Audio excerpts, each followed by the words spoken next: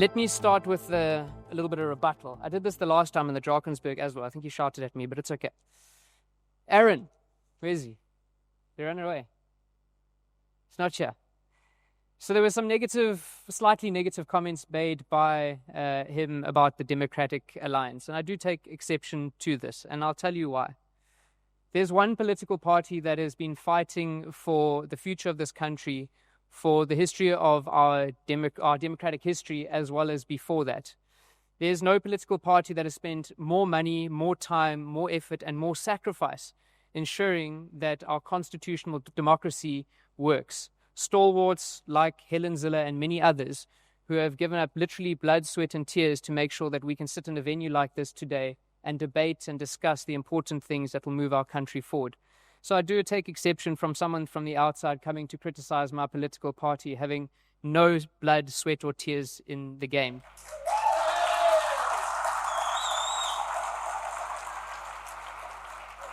And you know, Mr. Banks, it's easy to hide behind billions of pounds, but when the rest of us are on the ground, speaking to the poor, speaking to those who are desperate for a government that works, it is easy to call yourself a disruptor.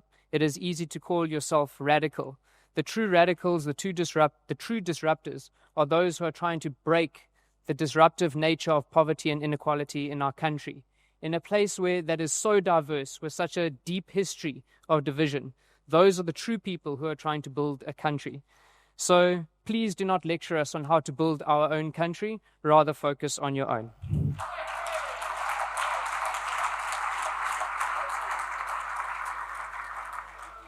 You can put the timer on now. There are two versions of South Africa. The one we dream of, where businesses thrive, communities are safe, and young people have opportunities. And then there's the one that we wake up to every day, where millions are unemployed, crime is rampant, and basic services are failing. And the gap between these two South Africas is getting wider every day. The question that we have to ask ourselves is, what are we going to do about it? Now, Alec, I do appreciate that you mentioned my name a few times, but it is not me who has done these things, but myself and a bigger team called the Democratic Alliance, and I appreciate the effort of my team. But before I begin, and I've actually never had to speak at a forum like this with Helen listening as well, so I thought it was important that I add a disclaimer, Helen, is that I'm not speaking here today as a spokesperson of the Democratic Alliance. I'm here speaking to you as a young South African with hope for the future. My views, however controversial, are my own. For the most part, I consider myself an optimist, but as I grow older, and I've found my first white hair in my beard the other day, and I've gained experience, I've started to shift to become more of a realist. The topic that I was asked to speak to today was South Africa's bright future, a view from KZN. My immediate reaction was to say, does South Africa truly have a bright future? This is a question that many of us wrestle with daily, just not occasionally. Can our country survive on its current trajectory? Can we see the fundamental policy reforms that we need to change the direction and create jobs and grow our economy? Can municipalities provide services not only effectively and efficiently, but constantly? Can we see water, sanitation, roads, and waste collection improved? Will our ports, railways, roads be equipped so that our industries that we so desperately need to grow and export thrive? Can our education system truly produce young people who can compete in the global market and shift towards becoming more entrepreneurial? And perhaps most importantly, will we ever feel safe walking in our own streets? These are not rhetorical questions. They are fundamental to the future of our country. And while none of us can answer them with any level of certainty, we still have to try and make sense of the noise, the changes, the challenges, and make decisions as best as we can. Unlike many of the speakers here today and over the last few days, whose work is undoubtedly important, I stand at the forefront of service delivery, facing our nation's socioeconomic challenges head-on every single day. For policymakers, lawmakers, and political commentators, whether they are in parliament, research institutes, or on prime-time news channels, the realities of everyday South Africa is far removed from the conversations of the political elite and the class that surrounds them, journalists, commentators, and those whose wealth can influence political discourse. The stark and brutal reality of South Africa is far removed from their lived experience. However, South Africa is not defined by the voices that shout the loudest and by those who have the resources to amplify their voice to the widest audience, many of whom are more destructive than constructive. It is built by the millions of South Africans, ordinary in some ways and extraordinary in others, who wake up every day, often with uncertainty, building their homes and contributing to the well-being of their communities, saving for their old age and feeding their families. And whether we acknowledge it or not, I told you I'm going to be unpopular, whether we acknowledge it or not, the average South African is not sitting in this room today. But please don't take offense to that comment. Each one of you is very extraordinary, ordinary. I've only been given 20 minutes to speak, Alec. Otherwise, I would have shared with you the hundreds of stories that I've been privileged to collect over my time in office, on campaign trails, and as a public servant. But for the sake of time, I'm going to highlight the following. Here is the reality that we cannot ignore. Almost half of all South Africans are unemployed. That half of the room is unemployed. Our Gini coefficient is the worst in the world. That is the measure of inequality. That is the gap between the poorest and those who have the most. We are officially the worst in the world. 63% of our population live on less than 1,109 Rand a month. 1,109 Rand a month. How would you survive on that? That is almost 1.8 million people more than during COVID. Things have got worse. And sadly, 2.1 million households, or 6 million people, experience hunger every day, meaning they do not have sufficient food in their homes and at times go a day without a meal. These are 4 statistics that encapsulate the crisis that we face as a country: poverty, inequality, and unemployment.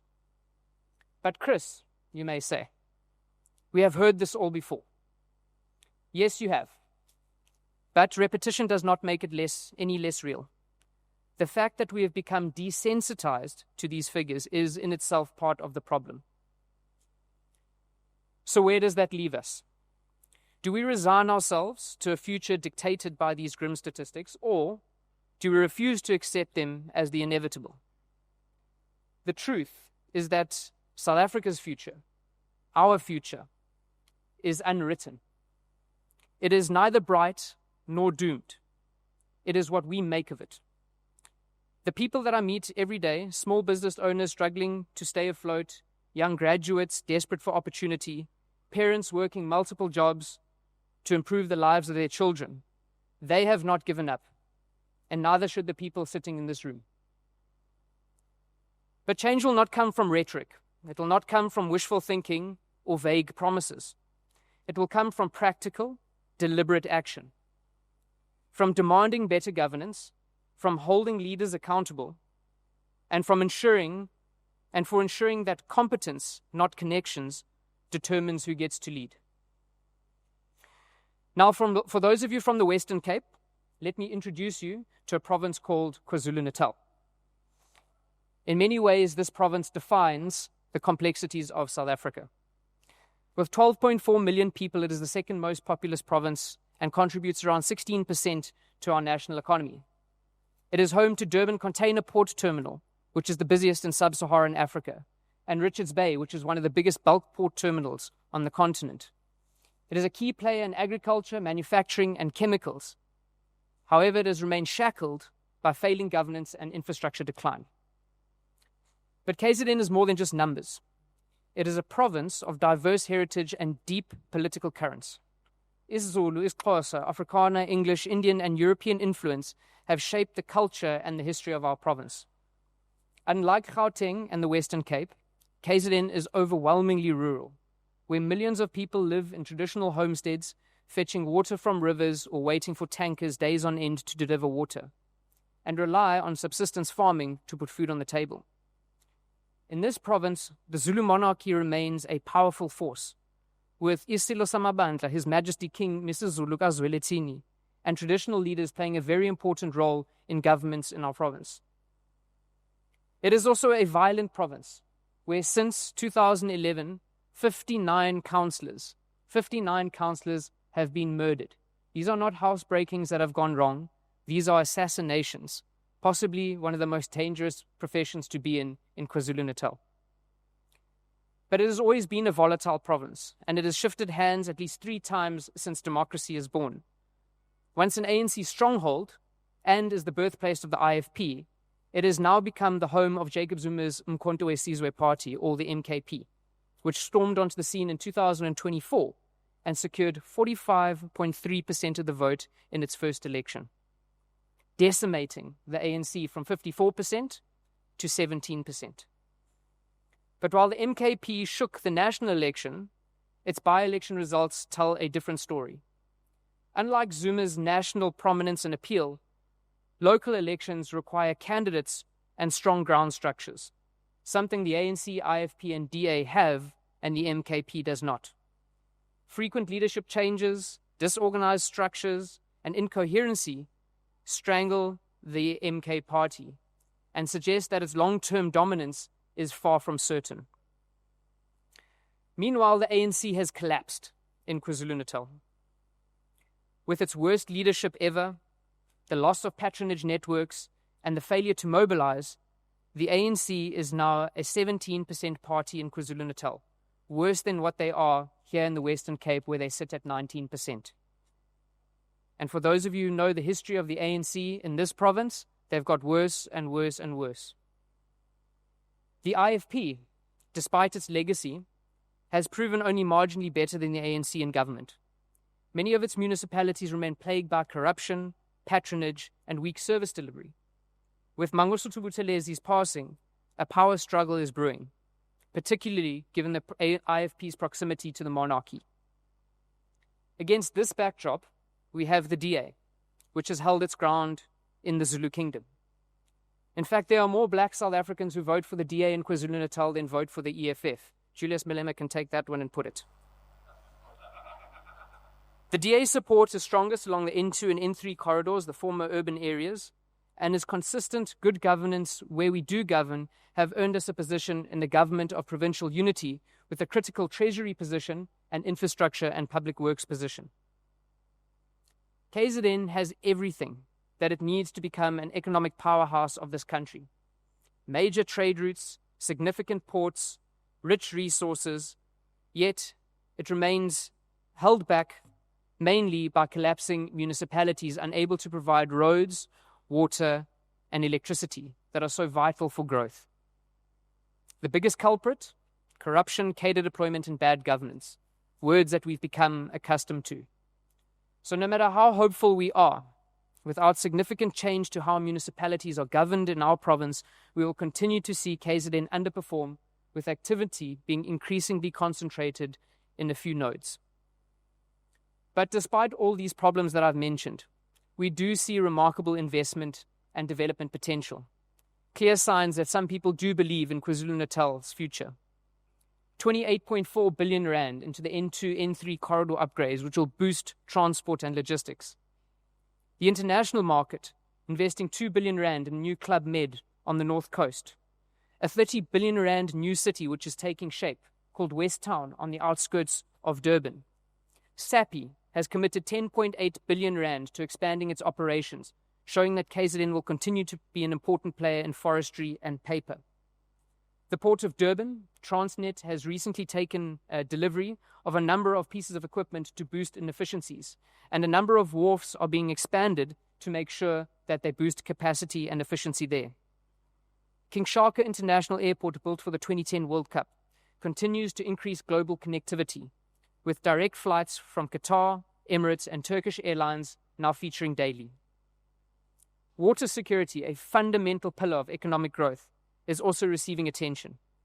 The recently completed Spring Grove Dam and the now started Mkomazi Dam will ensure more reliable water supply to our economic hubs and population centers. But the question remains, The question that must be answered: how do we fix local government? How do we ensure that services are delivered? How do we ensure that our towns and villages are not just sustainable, but thrive financially and become centers of opportunity? These are the challenges that we have to confront in building a KwaZulu-Natal of the future. Now, I could leave my speech here, because I've painted quite a grim picture, haven't I? But I'm not going to do that, because like I said, I do not believe in despair. I believe that within these crises lies opportunity. Our country does not lack potential. What it lacks is leadership. And within all of this, the need and will to reform. The problems that we face are not unsolvable. In fact, we have seen glimpses of hope and possibility where there is political will and competency in government. In the uMngeni municipality where I lead, and I believe there's a corner over there with some Nottingham Road residents. Yeah, there they are. In just 3 years, we've managed to make significant strides and inspire hope that local government can be fixed. In Cape Town, Mayor Jordan Hill-Lewis is leading a world-class city, tackling head-on the global challenges associated with rapid urbanization. The Western Cape government continues to shine and outshine. And more recently, we have seen certain ministries at a national level begin to show very early signs of positive movements forward. Now, what does good governance get you?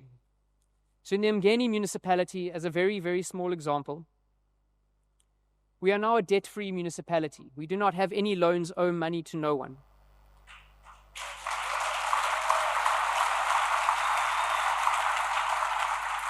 Is Dan still here? Dan's not here. We are debt-free to Eskom, whereas our neighbors in Pietermaritzburg and Msunduzi owe 800 million rand. That's the capital of our province. We have managed to secure and identify our 1.3 billion rands worth of assets. We never had an asset register. We now have one of those. We've tripled our roads budget and committed 180 million rand towards infrastructure over the next 3 years. Outside of the metro, that is Durban, with a population of 6 million people, we have the most number of development applications, town planning, building inspectorate, rezoning, etc., showing that where there's good governance, people invest their money. Property values, on average, have increased between 30 and 110%, meaning that if you buy property in uMngeni, you will, who was arguing about assets earlier? If you buy property in uMngeni, your asset will appreciate. We offer the highest basket of free basic services in the entire province. So despite being called anti-poor, that being the DA, we offer the most free basic services for our communities. Under an ANC-led government, there were 133 households who received free basic services. Under a DA-led government, there are over 3,500 households who get assistance from government every month at no expense to the ratepayer.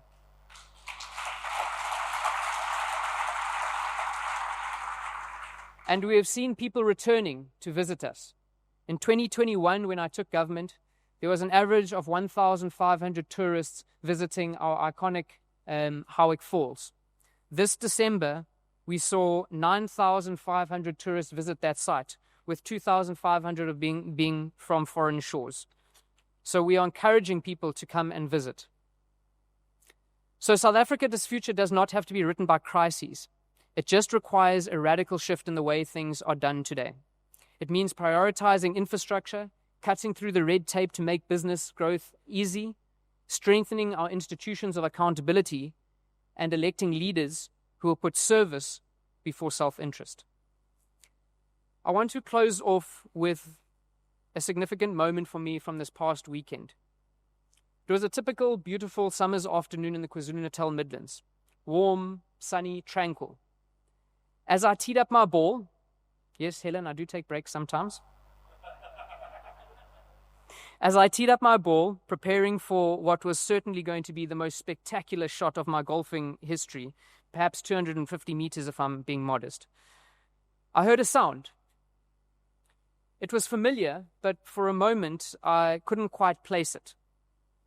As the sound grew louder, I felt a faint vibration under my feet.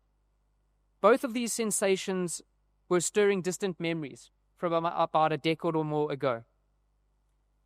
And then I saw it. The unmistakable blue and orange of the Transnet locomotive. In the distance, its horn echoed through the valley, and as the train passed, the noise from the locomotive faded into the rhythmic clatter of the coaches, one after another, carrying containers, liquid cargo, bulk goods, and even wheels for future trains. It has been a few years since I'd seen this train or any significant movement of freight along this route. Once upon a time, this railway line between Johannesburg and Durban saw 80 to 100 trains a day. Today, if we see 10, it is considered a good day. Yet, not so long ago, equally, this line had fallen completely silent. In the grand scheme of things, this might seem like a small moment, but to me it was powerful. It was a symbol, a proof that broken systems can be repaired, that what once was broken can work again, that even a country where decay seems to be inevitable, renewal is still possible. At this moment, Alec, with a minute left, I must be a disciplined cadre, as the comrades would say, and say that this would not be possible, specifically in our municipality, if those 42 senior citizens who did not come out and commit to voting for a government that would bring about real change. So I'm asking you to support a political party, whether with your checkbook or with your time and effort, to bring about that real change. Now that interlude is over. Despite all the challenges that we face, I still believe in this country's future and that the best days can still be ahead of us. But we have to fight for them. We must remember that history does not move in straight lines. It is shaped by those who refuse to sit back and watch. South Africa is not beyond saving. It is simply waiting for those with the courage to act. So the question then is not whether or not South Africa has a bright future. The question rather is, what will you do to make it a bright future? Thank you.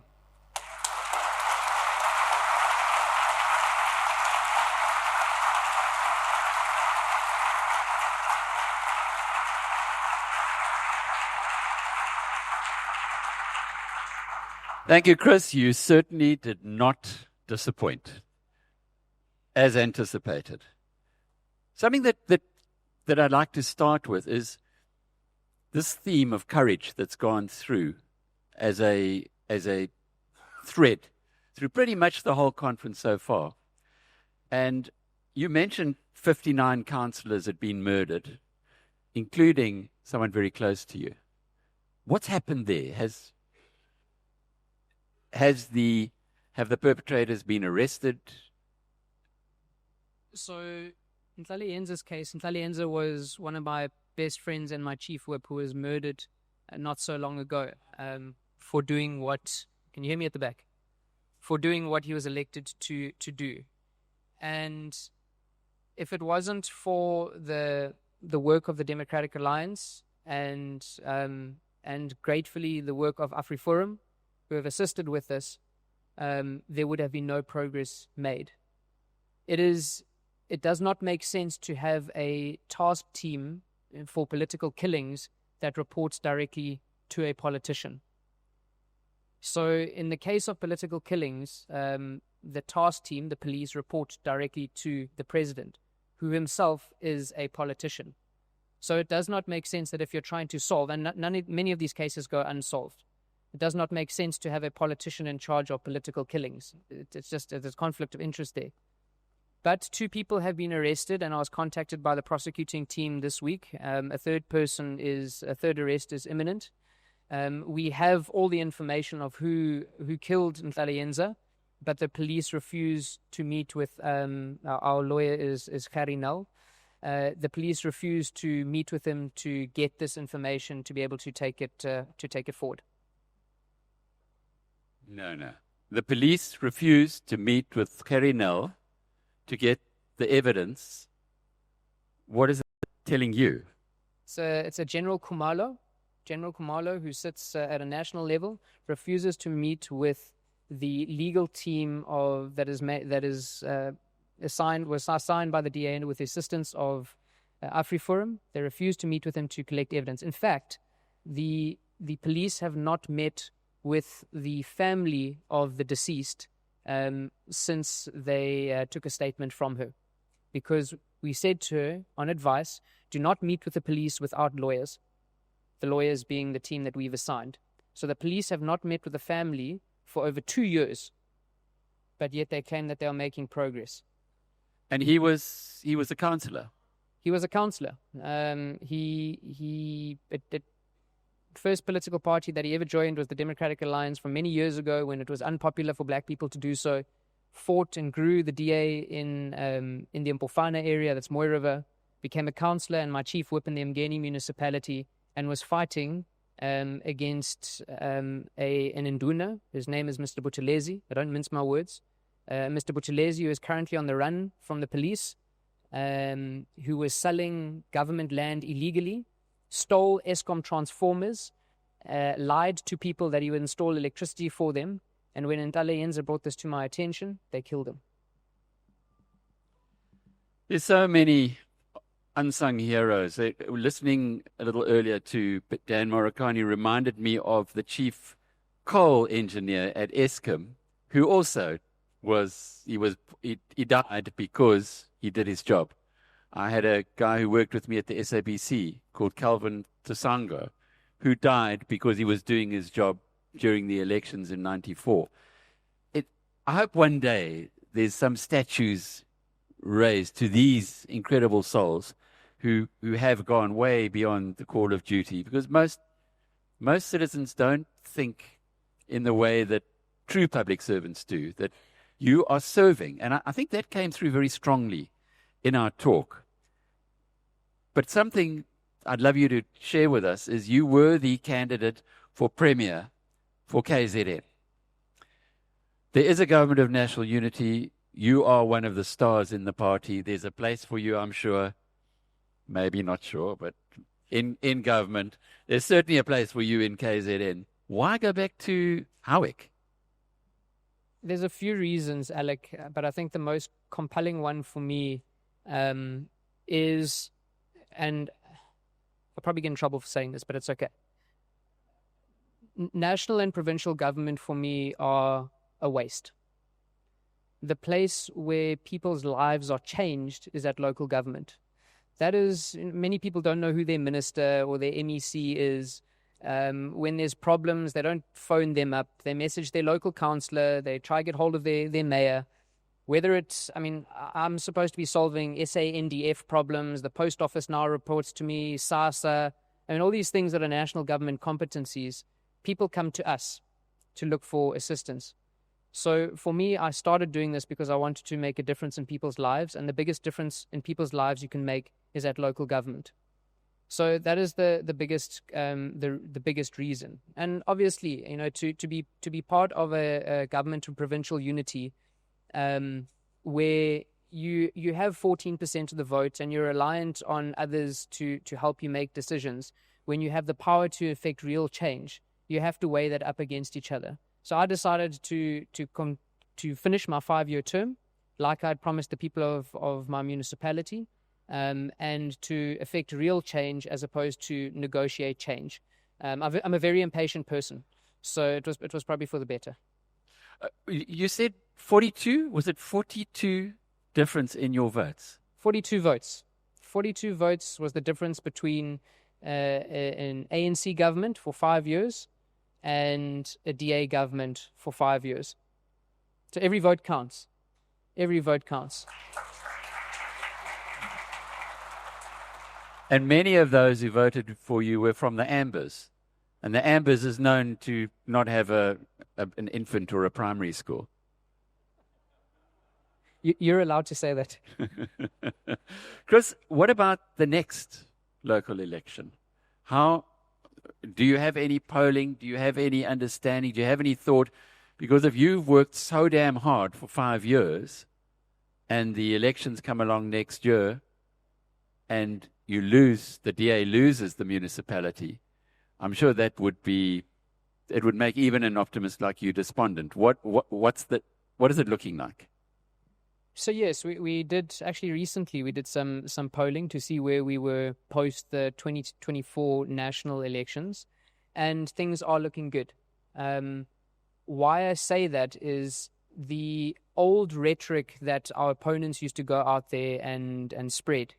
The DA is going to bring back apartheid. The DA is going to take away your grant. The DA is going to steal your RDP house. They can't use that anymore because it's not true. So it becomes very difficult for them to change their paradigm and the way that they campaign when the DA is actually doing better than what they are doing. So, and it is looking good. We grew by 2,500 votes in the 2024 general elections. So in real terms, not in percentage, we found an extra 2,500 votes. In 4 out of the 5 township wards, we grew in real terms, not just in percentage. And in the farming communities, in the small farming villages, we have grown there as well. So I'm confident that we will retain the municipality. Worst case scenario, we'll need a one seat party to go into a coalition with. What about your next door neighbours? Msumduzi or Peter Maritzburg is I don't know if there's a bigger disaster in South Africa. There probably is, but that's a huge disaster. And Mpofana, Moy River, is probably worse, or at least on a par. Are you able to find, is there a way that you could have some kind of a result for the DA in those 2 municipalities? So in Mpofana, not so much. We maintained the same sort of results over the years there. The population is really declined in that municipality. Anyone who can understand, believe, unpack our policies as an organization has moved to our municipality or to the Western Cape. Msunduzi is a little bit different. Msunduzi can still be saved, but it's going to require a lot of money. But the nice thing is that we don't have to point to the Western Cape anymore. We don't have to say, well, look how lekker Hermanus is. Look at Oeverstrand. Like it's lekker there. People don't know where that is when you're in KZN. But we can say, look at uMngeni, look at Hilton up the road. And you made an example. The road is called Old Howick Road. I did it on purpose. I saw a graphic floating around. I think it was Stenhuisen standing between the Eastern Cape and the Western Cape. I said, we're going to do that as well. So you are quite right. But yes, Msunduzi has got huge problems. They failed to submit audited financials. The Auditor General has lambasted them. They're 800 million rand in debt to Eskom, and I think 400 million rand to uMngeni to get water. So 1.2 billion before you even get anywhere with that municipality. But it is savable. With the government of provincial unity, are they looking at, and I know it's the second time I'm really taking a bit of personal license here, but are they looking at Newcastle? And I'll tell you why. I grew up in Newcastle when ArcelorMittal's predecessor, Iscor, was being built. And it went from a sleepy little town into a significant-sized mini city. Talking to Azar Jameen from Econometrics, who've done the numbers, when the ArcelorMittal steel plant closes, the knock-on effect is 80,000 jobs. 80,000 jobs. I couldn't believe the number because it's 3,500 who work at the plant, but the knock-on effect. And Azar said to me, and he's a pretty sensible guy, I put this to him, I said, I remember Newcastle when it was first built, and we went from this tiny little town until something substantial. Will it go back? Like when you don't look after a plot of land, nature recaptures it. And he said, absolutely, that's the case. Is there anything that the government of provincial unity can do? Because if that disaster were to befall the area, it has to have huge knock-on effects. Alec, I think I should ask you that question. As a staunch capitalist, what happens when a business is no longer financially viable? Well, if government has interfered to make it no longer financially viable, then government needs to change its approach. Because in this case, from what Azar tells me, is that we have got certain elite black industrialists who are benefiting hugely from a changing in the rules, which has benefited them and disadvantaged the steel plant. I'm glad you answered that way. Many of those beneficiaries sit at national government. They sit at the Department of Energy. They sit in Mr. Ramaphosa's cabinet, and those are the beneficiaries of these decisions. So can the provincial government do much about it? No, they can't. But can the people who are benefiting from this do something about it? Absolutely. Do they want to? No, they don't. We've got a challenge, but I guess one step at a time, and which is exactly what you've been doing there. Just tell us a little more about property prices. I love this story because when we went to go and open BizNews in the UK, we could not believe the property prices. There was a house which in South Africa would go for probably 4 million rand that was selling for 1.3 million pounds, 27 million rand. And the only sense I could make of it was the governance, the difference in the governance between South Africa and the UK. Now, the governance in your municipality has been reflected, as you shared with us, in house prices. Over what period have you seen those increases? So that is over a 3.5-year period. Maybe if I can use my property as an example. So I bought a second property in the municipality, as a commitment to myself to say that I want this to be an investment. I bought it at 2 million rand and got it revalued 3 months ago at 3 million rand. And that was a year and a half later. But what that shows is that there's a desperate need for places that work.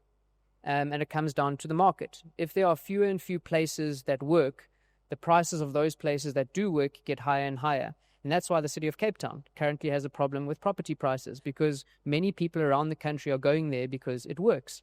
And that's the challenge that we have to deal with as municipalities. How do you make affordable housing, and I'm not talking about just low-cost housing, affordable housing, new market entrance, in a way that is sustainable, because you have to put the infrastructure. But the long and the short of it is, when you have fewer and fewer areas able to sustain proper human existence, then those places that can will become more and more expensive, further creating inequality in our society.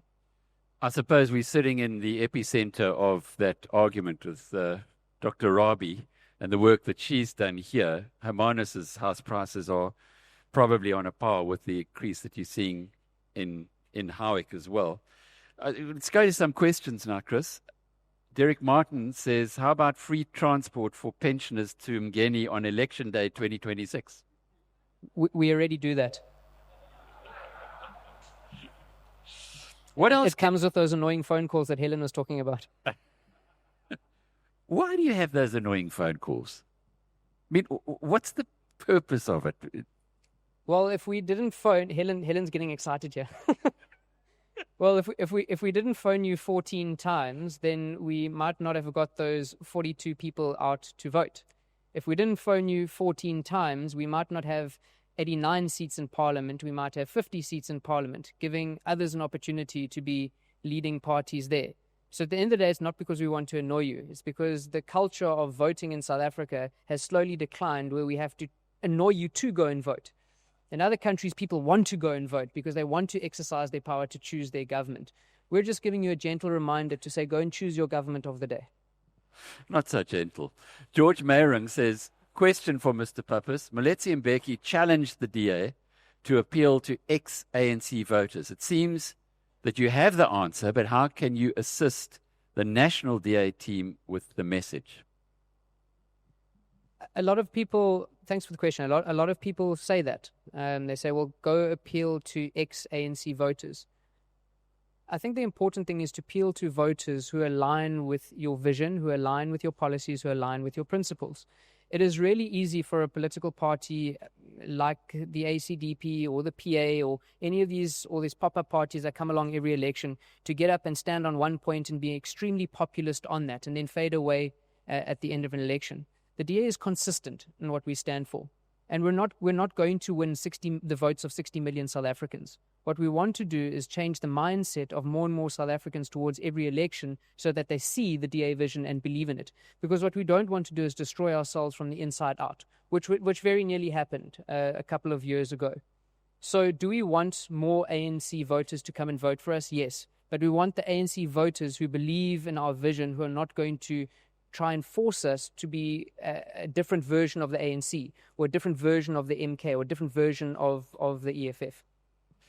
Do you get a sense that that's happening? And I ask you because that SRF report was really quite earth-shattering in many ways for the ANC to go down to 32%. And as mentioned earlier, when I spoke with the researcher, he said that there was a feeling amongst the 15% who were staunch previously, who have now up for grabs, that there was going to be violence when the ANC went below 50%. Now they see the sky hasn't fallen, so they actually are considering their options. Are you seeing that on the ground, that perhaps some of those who would never have considered voting for you are thinking about it? Absolutely. More so amongst voters who realize what good governance does for them. So whether it is the black middle class or the emerging black middle class, people moving into previous white suburbs, buying their first property, joining the formal market. We have two markets. We have two economies in South Africa, the informal and the formal. The formal sitting amongst us, the informal where we actually don't know what's happening much of the time. But the formal economy, as more and more people participate in that, they realize how much government's decisions impact their lives, and what policy and what politicians say has an impact on those lives. So in a small municipality, for example, when someone moves out of a township and buys their first property in a previously white suburb, and they see, oh, okay, I'm paying rates and taxes now, and that's not being stolen, and there's no controversy in my municipality, the road's being fixed, the street light works, they pick up my litter every day, there is a correlation between good governance and votes. And that's where we see our biggest growth. I'm talking from my municipality perspective, is amongst those who start to put together the dots between good governance and their vote.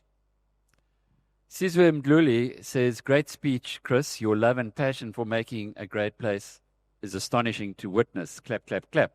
I would like to know what is causing delays to the commissioning of uMngeni's WWTW upgrade projects. Wastewater treatment facility. So that it's actually it was commissioned by the Ndlovu district municipality, which is essentially a failed entity.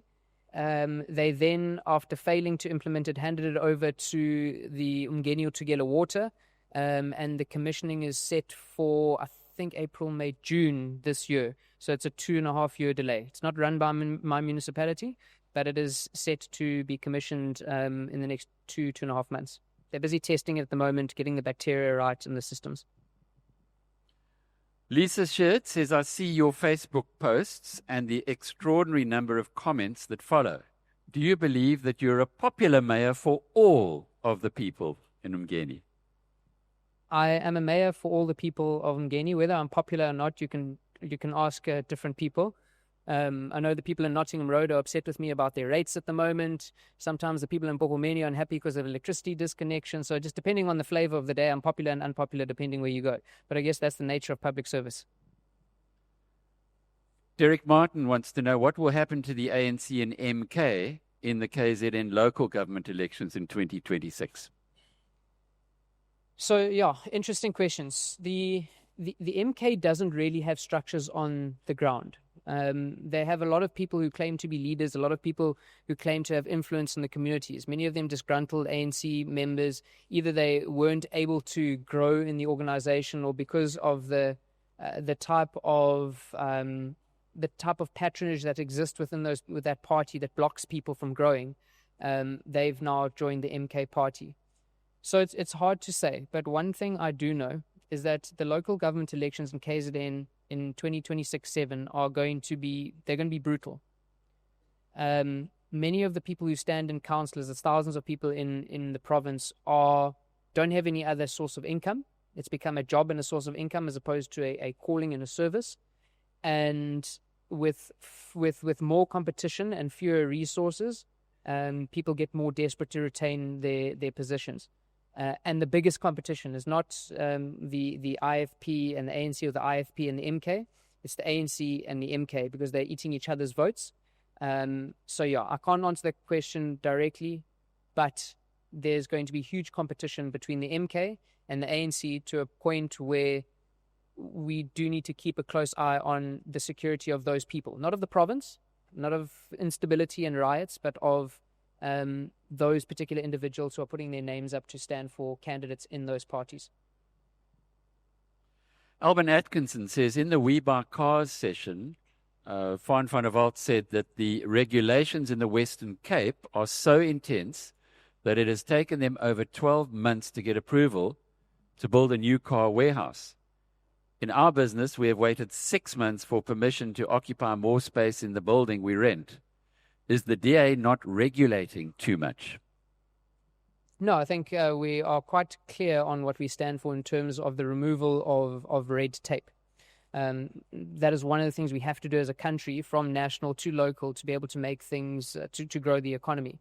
Labour law reform, removal of red tape, making things cheaper. What does end up happening, and I was actually talking to someone at the back earlier, is that your systems become so bureaucratic and are usually so bloated that it's usually some low-level government official that holds something up. And as a mayor, and Nhlalayenza will know, you can't be everywhere all at once. So you have to continuously improve your systems to be able to remove those blockages. But if there are challenges, I'm happy to give my number and put you in contact with the relevant mayor or the relevant person here.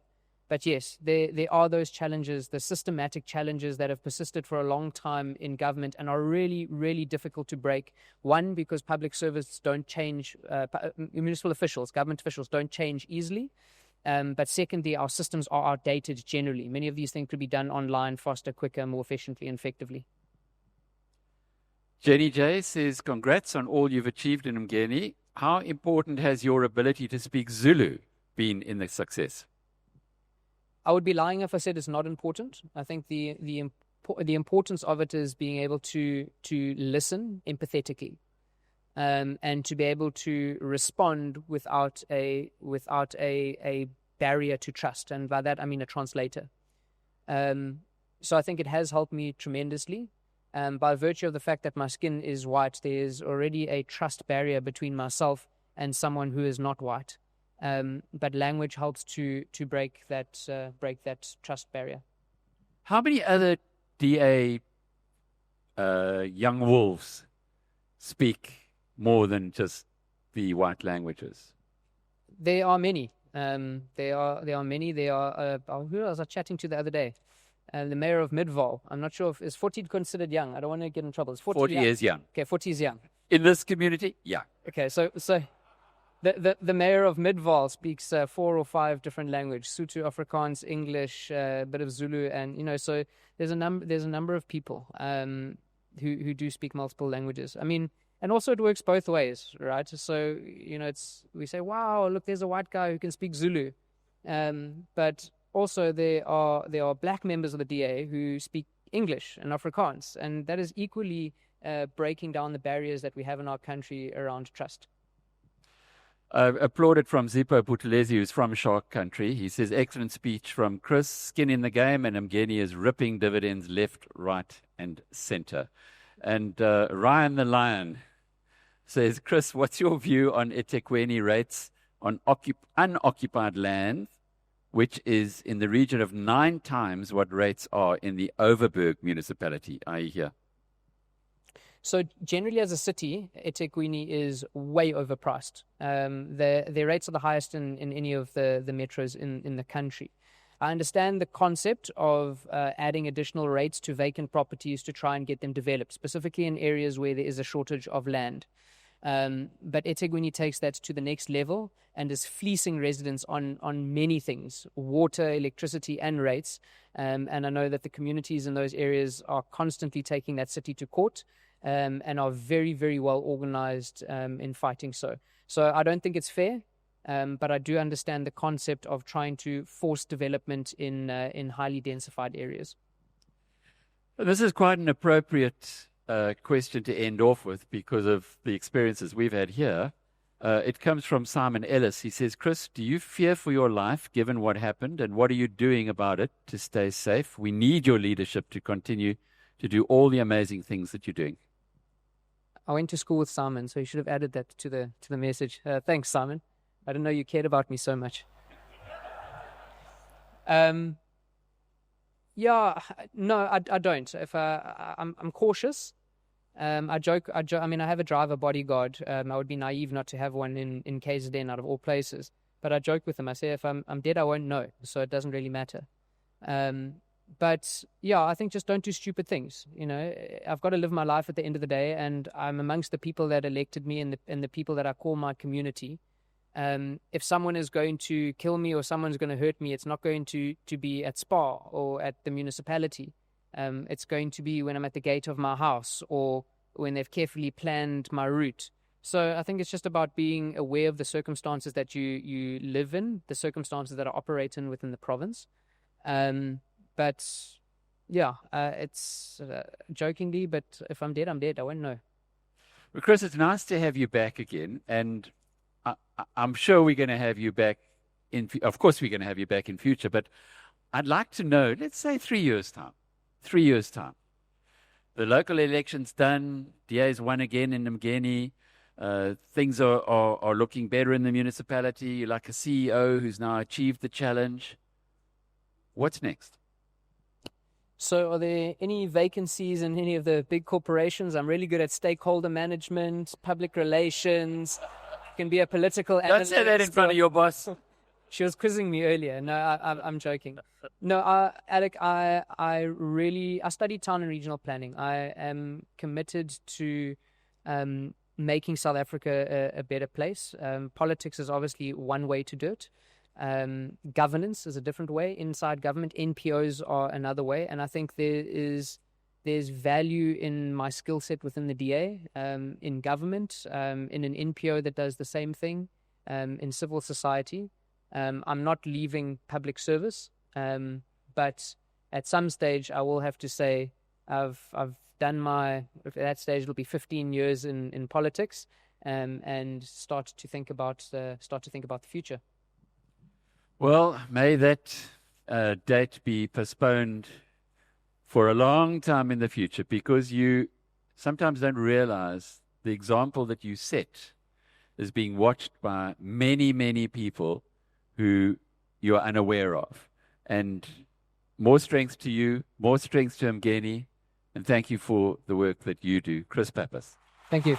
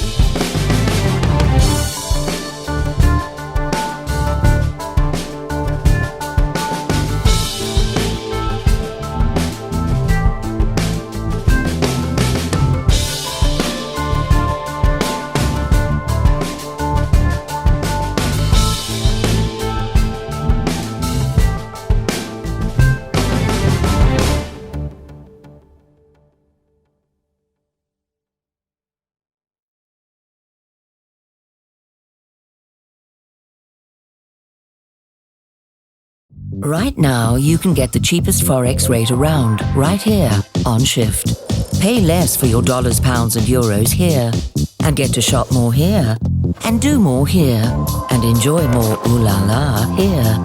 Shift also lets you trade and transfer currencies, and buy shares in the world's best companies. It all happens right here on Shift. You won't find a cheaper Forex rate anywhere else, no matter where you bank. Download the Shift app today.